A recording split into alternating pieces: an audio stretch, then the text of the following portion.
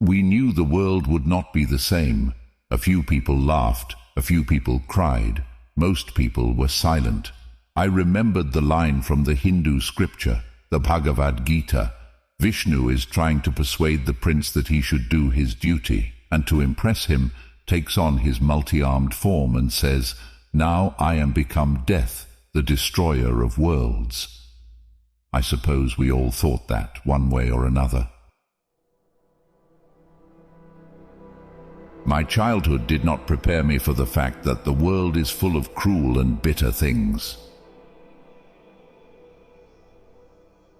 You can certainly destroy enough of humanity so that only the greatest act of faith can persuade you that what's left will be human. When we deny the evil within ourselves, we dehumanize ourselves, and we deprive ourselves not only of our own destiny, but of any possibility of dealing with the evil of others.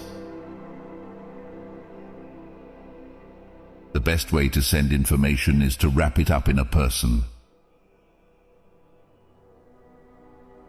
We may be likened to two scorpions in a bottle, each capable of killing the other, but only at the risk of his own life. Sometimes the answer to fear does not lie in trying to explain away the causes. Sometimes the answer lies in courage. We do not believe any group of men adequate enough or wise enough to operate without scrutiny or without criticism. Taken as a story of human achievement and human blindness, the discoveries in the sciences are among the great epics. Any man whose errors take 10 years to correct is quite a man. We know too much for one man to know too much.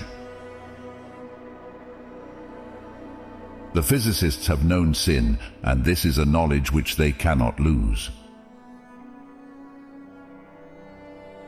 When you see something that is technically sweet, you go ahead and do it. I can't think that it would be terrible of me to say, and it is occasionally true, that I need physics more than friends. Truth, not a pet, is man's best friend.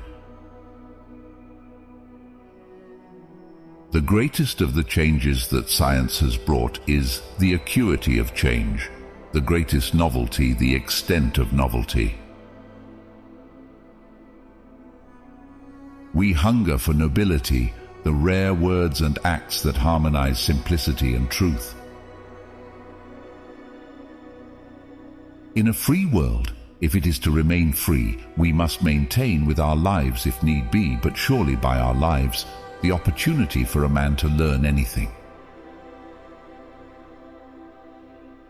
The theory of our modern technic shows that nothing is as practical as theory. Genius sees the answer before the question. It is perfectly obvious that the whole world is going to hell.